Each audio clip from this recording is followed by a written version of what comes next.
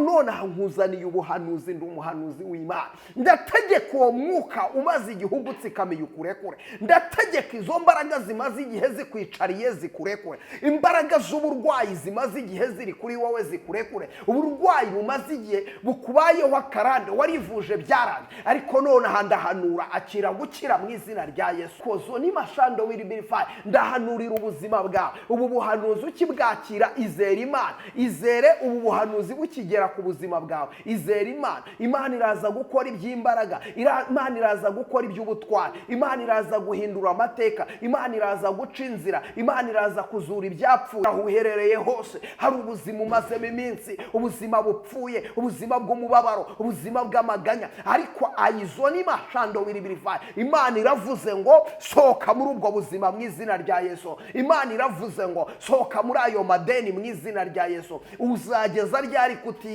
Niba wizeye vuga ngo ndizeye mu izina rya Yesu. Ndashaka kubona umubare munini w'abantu bankurikiye bari baragize gushidikanya ku Mana. Nurangiza wandike muri comment uvuge ngo ngiyewe kanaka Mana nkiza kutizera, nkiza kutizera. Genda muri comment wandike muti Mana nkiza kutizera.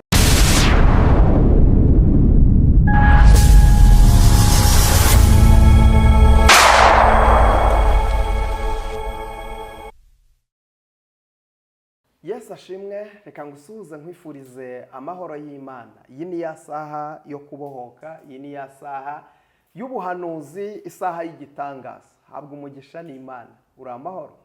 Rero wowe uje none ahangaha muri uyu mwanya muri iri teraniro ryo kubohoka, reka nkubwire ngo umugisha w'Imana ukubonekeho. Imana ikuntumiyeho muri aya masaha, nje guhanurira ubuzima bwawe, nje guhanurira ubuzima bwawe. Hari ibintu bigiye gukoreka kuri wowe, hari ibintu bigiye guhinduka mu buzima bwawe, mu mibereho yawe, mu rugo rwawe, mu bana bawe. Inzozi zawe Imana igiye kuzihindura impamo mu izina rya Yesu. None aha nta kindi usabwa, urasabwa kwizera, urasabwa kwizera Uwiteka. Ucyumva ubu buhanuzi ukinjira muri iri teraniro, sharinga n'abandi sharinge nk'abantu nka 3 cyangwa 4, ubararike ufatanye nanjye kuvuga ubutumwa bwiza, kandi Imana iraguha umugisha. Wararitse inshuti yawe ukamusharinga ino video, warangiza niba utari wakora subscribe ukayikora, kugira ngo tujye tubana mu buzima bwacu bwa buri munsi. Imana y'amahoro iguhereza umugisha, Imana y'amahoro ikugirire neza. Rero muri uyu mwanya Imana y'amahoro intumye ku buzima bwawe. Wari uri mu buzima butakoroheye, indi ubona bitameze neza, ubona nta buryo, ubona nta nzira, ariko nkuzaniye ijambo ry'ihumure, nkuzaniye ijambo Yesu antumye kukubwira none ahangaha. Nkuzaniye ijambo rigiye kuguhagurutsa kuri icyo gisasiro cy'uburwayi, rigiye kuguhagurutsa muri ubwo buzima bupfuye, muri ubwo buzima bw'umubabaro. Iri jambo Imana impaye ni ijambo rigiye kuzura ibyawe byari byarapfuye, ni ijambo rigiye kuguhindura umutsinzi, ni ijambo rigiye kuguhindura umunyembaraga. Ibyawe byapfuye birazutse, ibyawe byapfuye Imana irabibohoye mu izina rya Yesu. Imana igukuye mu buretwa, Imana igukuye mu mbaraga z'umwijima. Rero izera Imana nonaha, kandi wizere ko hari icyo Imana ikoze. Ndimo ndabona abantu benshi barimo bashima Imana, kuko Imana irimo ikora ibikomeye, Imana irimo ibakingurira imiryango. Abantu benshi ibyabo byari bimaze igihe bidakunda,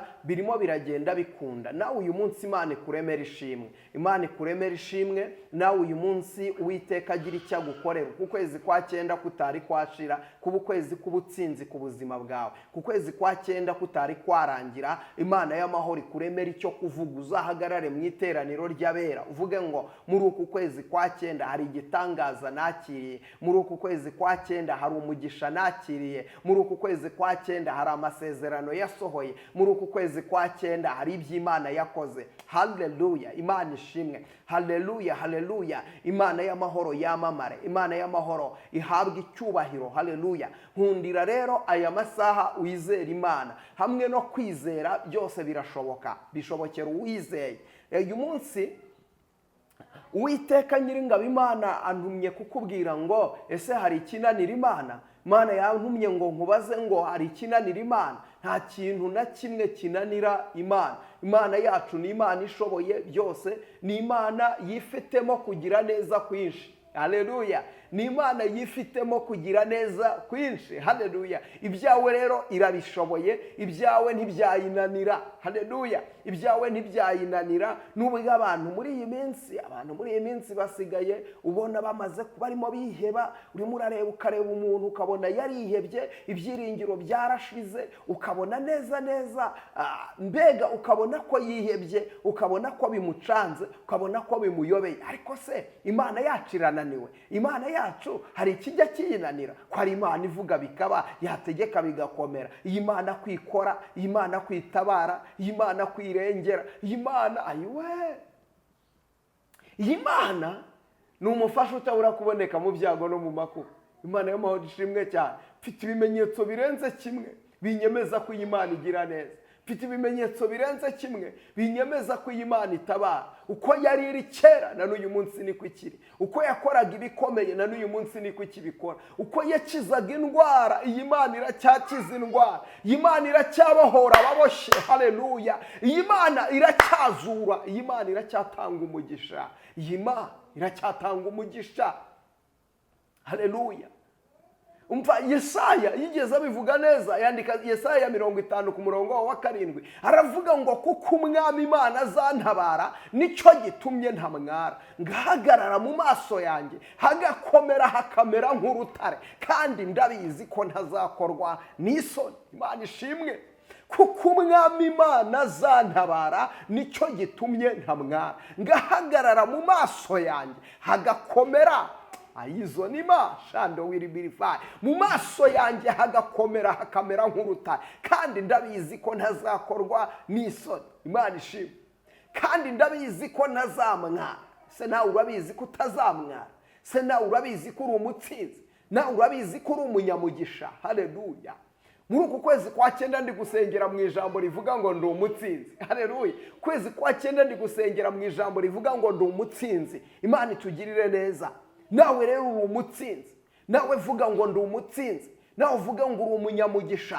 Nawe uvuge ngo uzagera kure. Nawe uvuge ngo uzakomera. Umva hanurira icyo kibazo ureba imbere yawe. Gihanurire. Umva nkubwire, reka kwirirwa urira ngo Mana ngo mfite ibibazo, ngo Mana ngo dore byaranze. Oya, hanurira icyo kibazo my friend. Gihanurire. Gihanurire ukibwira uti ndi umutsinzi. Gihanurire uti wa kibazo we nubwo uhari, ariko hari Imana, hari Yesu wakunesheje. Hari Yesu wagutsinze. Imana ishimwe cyane. Hari Yesu ujya uvuga bikaba ndetse yategeka bigakomera. Hari Yesu ujya umara umubabaro. Hari Yesu ujya umara agahinda. Hari Yesu ujya uhindura amateka. Hari Yesu hanurira ubwo buzima urimo.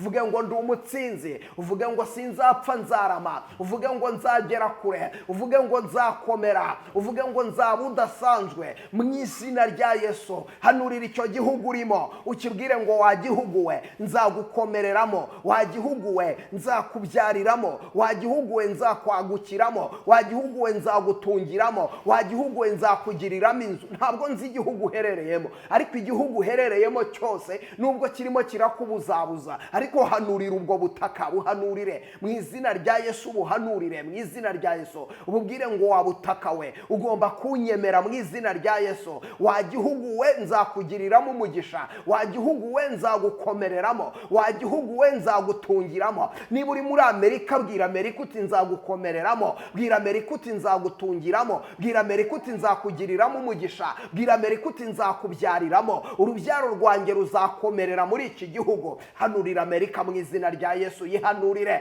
Hanurira Canada niba ari uherereyemo. Hanurira Ubwongereza. Hanurira France. Hanurira Belgique. Hanurira Australia. Niba uri mu Rwanda kandi nabwo ukabubona bitari gukunda, Imana iguhera umugisha wo mu gihugu. Cyane umugisha wo mu gihugu. Imana Iguhe. Hanurira icyo gihugu. Hanurira icyo gihugu. Hanurira u Rwanda. Urubwira uti wa Rwanda we nzaguturamo, nzagugiriramo umugisha. Hanurire Kigali mu izina rya Yesu. Abantu nubwo bakubwira ngo ntuzayituramo, ariko vuga ngo nzayituramo. Nubwo bavuga ngo ntuzayikomereramo, ariko vuga ngo nzayikomereramo. Nubwo bavuga ngo ntaho uzagera, ariko vuga ngo nzahagera. Nubwo bavuga ngo ntacyo ushoboye, ariko vuga ngo uzagishobora mu izina rya Yesu. Haleluya. hanura Imana y'amahoro itugirire neza, atura n'akanwa kawe. Umugisha reka nkubwire, umugisha ntuba ahantu, umugisha uba mu muntu. Imana itugirire neza, umugisha uri muri wowe, umugisha uri muri wowe. Rero ubutaka wakandagiyeho bwose bugomba kukwemera kuko uri umunyamugisha. Haleluya. Jambo rirambwira ngo aho tuzagera hose hazaba hacu. Rero aho wageze aho ngaho nahawe mu izina rya Yesu. Igihugu wagezemo ni icyawe, igihugu wagezemo kigomba kukwemera, kigomba kukwakira mu izina rya Yesu. Haleluya.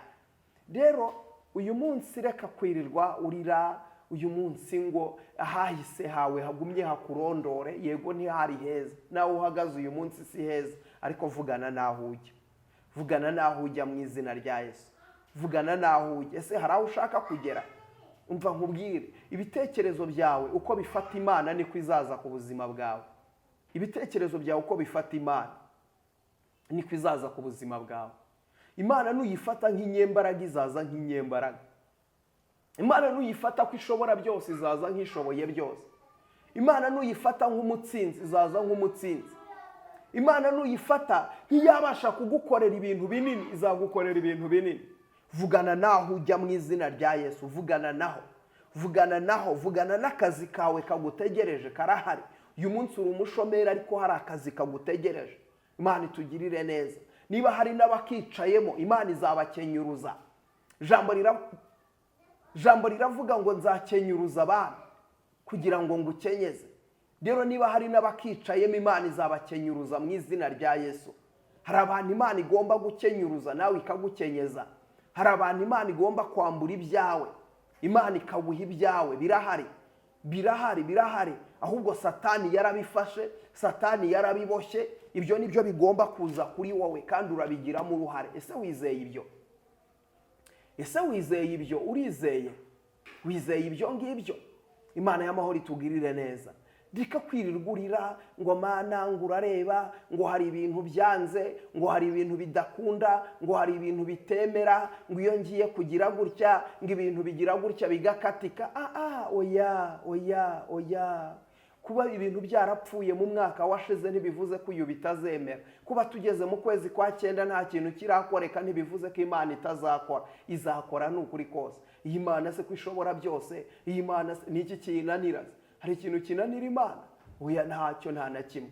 Rero Imana iri mu gihugu cyo mu ijuru irashoboye. Imana iri mu gihugu cyo mu ijuru iravuga bikaba ndetse yategeka bigakomera. Rero nta kintu kinanira Imana. Imana ni inyembaraga, Imana irashoboye, Imana iravuga bikaba ndetse yategeka bigakomera. Rero aya masaha izera Imana, tumbira Yesu wabambwe, uvuge ngo byanze bikunze nzagera ku cy'Imana yavuze, nzagera ku mugisha wanjye. Abana bawe barimo barakuriza kuko ubona nta bwenge bagira mu ishuri, nawe urimo urarira kuko wabuze amafaranga yo kubajyana mu ishuri. Ndagira ngo nkubwire ngo Imana yaguhaye abana, iraguha n'umugisha wo kubarera, iraguha n'umugisha wo kubatunga. Imana yaguhaye abana, ntabwo yaguhaye abo kukuriza, yaguhaye abo kukunezeza, kugira ngo wishime ko wabonye urubyaro. Nicyo cyatumye Imana iguha abana. Rero nezezwa nuko Imana yaguhaye abana, nurangiza uvuge ngo Imana iri mu kazi, Yesu ari muri controle, Yesu arimo arakora. Imana y'amahoro itugirire neza. Yesu arimo arakora, Yesu arimo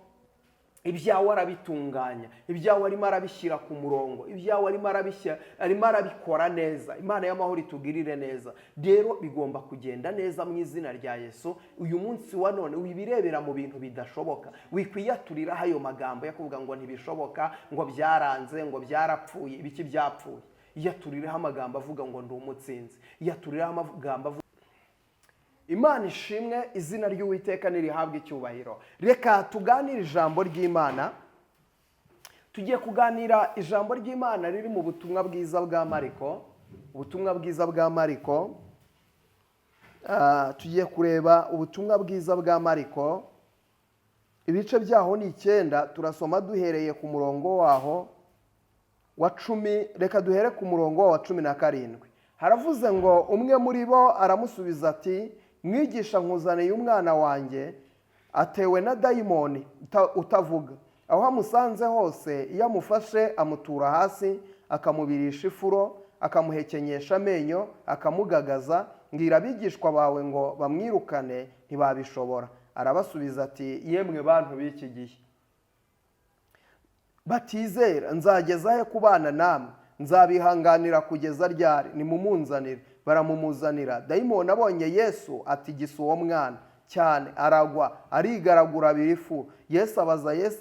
Yesu abaza se ati yafashwe ryari? Aramusubiza ati yafashwe akiri umwana, kenshi cyane amuta mu muriro cyangwa mu mazi ngo amwice, ariko niba ubishobora tugirira imbabazi udutabare. Yesu arababwira ati uvuze ngo niba mbishobora, byose bishobokera uwizera. Imana y'amahoro ishimwe cyane. Uwo mwanya se w'uwo mwana avuga cyane ati ndizeye nkiza kutizera. Yesu abonye iryo teraniro ry'abantu rimushikiye biruka, acyaha dayimoni ati yewe dayimoni utavuga kandi utumva, ndagutegetse muvemo, ntukamugarukemo kundi. Arataka aramutigisa cyane, amuvamo, asiga umuhungu asa n'upfuye, bituma benshi bavuga batarapfuye. Yesu amufata ukuboko aramuhagurutsa, arahagarara, yinjira mu nzu. Abigishwa be babonye ko biherereye baramubaza bati ni iki gituma twebwe tutashobora kumwirukana? Arabasubiza ati bene uwo ntavanwamo n'ikindi keretse gusenga no kwiyiriza ubusa. Imana y'amahoro itugirire neza. Iri jambo rivuze ku mugabo wari ufite umwana we, yari afite umwana we umaze igihe arwaye. Uyu mwana hari ibimenyetso byagaragaraga ku buzima bw'uyu mwana. Uyu mwana yafatwaga n'abadayimoni. Uyu mwana hari imbaraga zari zimuboshye. Uyu munsi ndashaka kuvugana nawe. Hari Yesu uje kugukuraho uburetwa bumaze igihe buri ku buzima bwawe. Hari Yesu uje kugukuraho imbaraga zimaze igihe zigutsikamira, imbaraga zimaze igihe zikunaniza, imbaraga zimaze igihe zikubuza uburyo. Umaze igihe urwaye, umaze igihe uri mu bibazo, umaze igihe uri umushomeri. Iteka iyo ugiye kubona akazi hari umwuka uza ukakuriganya, akazi kawe kakavaho. Ariko nje guhanurira ubuzima bwawe. Yesu wabambwe aje kukurengera, ubwo buretwa buvuye kuri wowe mu izina rya Yesu. Ngo uyu dayimoni yafataga uyu mwana, dore ikintu yamukoreraga. Imana y'amahoro itugirire neza. Ku murongo wa 18 haravuga ngo aho amusanze hose iyo amufashe, icyambere amutura hasi, icya kabiri akamubirisha ifuru, gatatu akamuhekenyesha amenyo, kane akamugagaza. Imana y'amahoro itugirire neza. Nukuvuga ngo yakoraga ibintu bine. Imana y'amahoro itugirire neza. Yakoraga ibintu bine ku buzima bw'uyu mwana. Uyu mudayimoni iyo yafataga uyu mwana, Imana y'amahoro itugirire neza, icyambere yamuturaga hasi, kabiri akamubirisha ifu, gatatu akamugagaza. Imana itugirire neza. Imana y'amahoro itugirire neza. Icya kane akamuhekenyesha amenyo. Izina ry'Uwiteka nirihabwe icyubahiro. Nukuvuga ngo uyu mwana abadayimoni bari baramwibasiye. Uyu mwana abadayimoni bari baramumereye nabi mu buryo utakumva. Imana y'amahoro itugirire neza.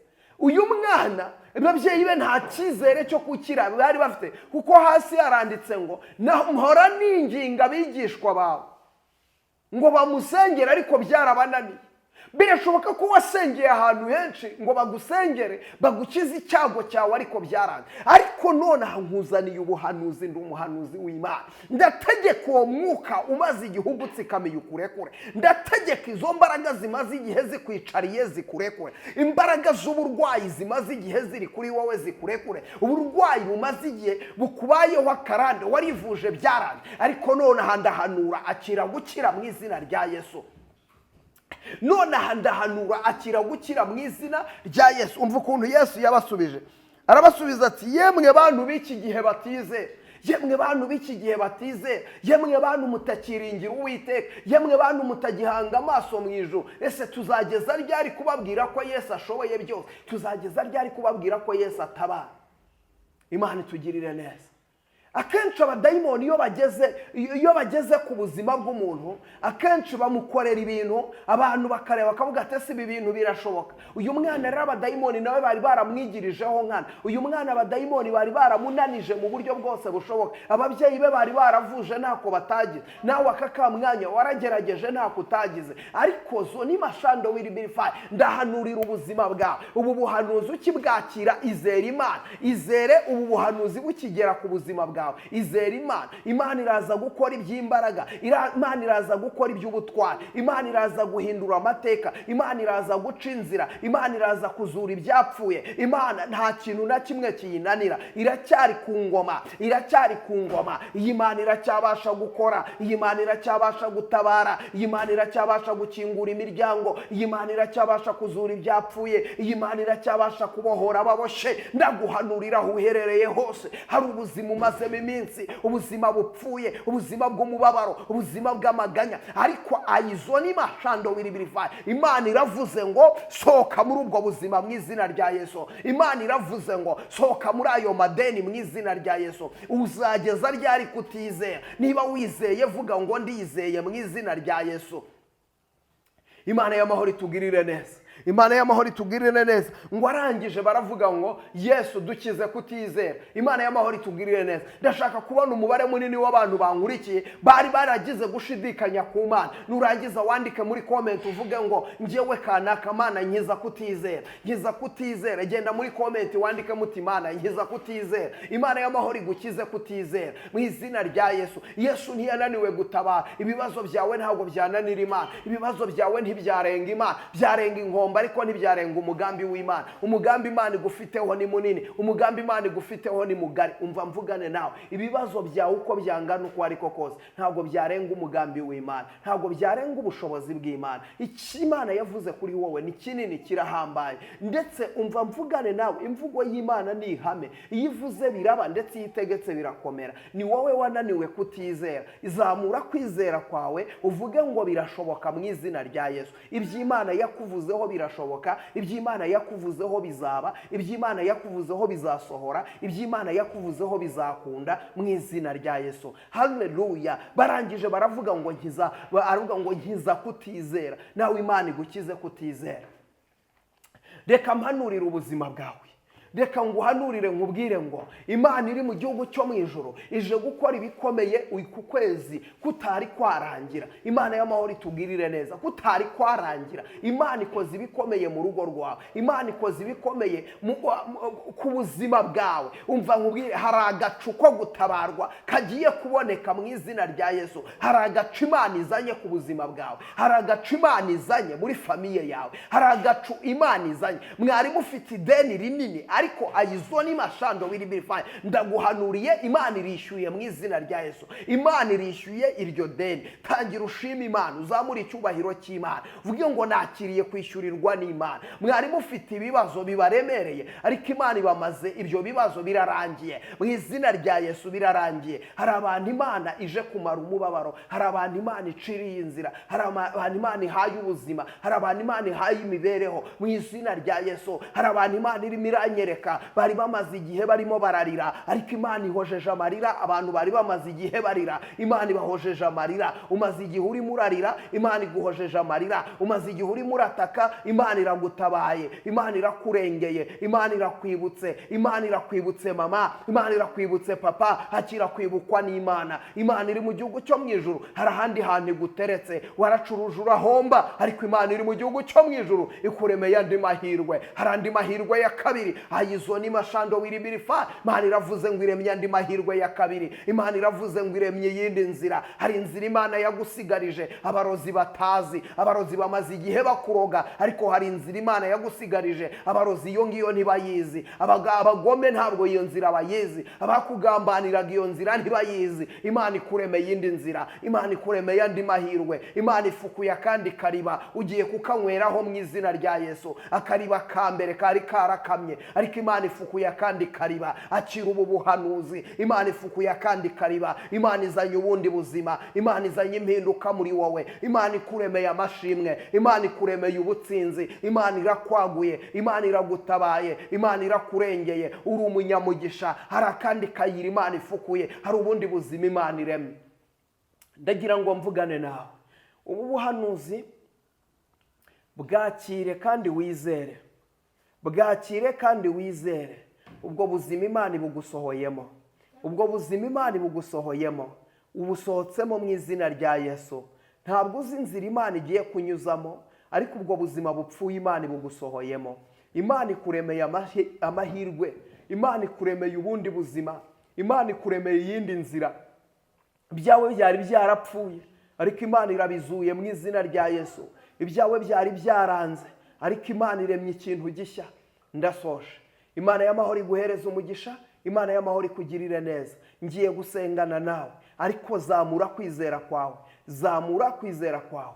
Data mu izina rya Yesu, uri Imana yumva gusenga, uri Imana itananirwa, uri Imana idatsindwa. Nsengeye uyu muntu, mugirire neza, uyu muntu umurengere, uyu muntu umutabare, uyu muntu umurwanirire, uyu muntu umubambira amahema, uyu muntu reka imbaraga zawe ziboneke kuri we. Agizo ni mashando wiribirifai. Reka Data nyiringabo Imana urambura ikiganza cyawe, urambura ikiganza cyawe, ukore ku burwayi bw'uyu muntu arakira, ukore ku bibazo by'uyu muntu birarangira, kora ku nda y'ibyara arakira gutwita mu izina rya Yesu Kristo. Urakoze kubarengeye, urakoze kubatabaye, icyubahiro n'ikibi cyawe mu izina rya Yesu Kristo. Amen. Reka nkubwire ngo Uwiteka guha umugisha, Uwiteka kurebe neza, guha amahoro, Uwiteka kurebe neza, akwishimire, Uwiteka anyuze kugira neza kwiwe imbere y'amaso yawe.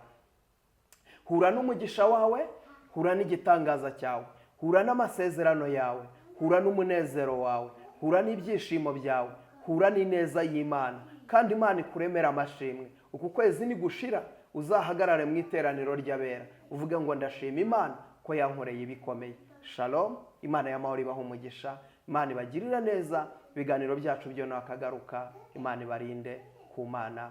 Bye.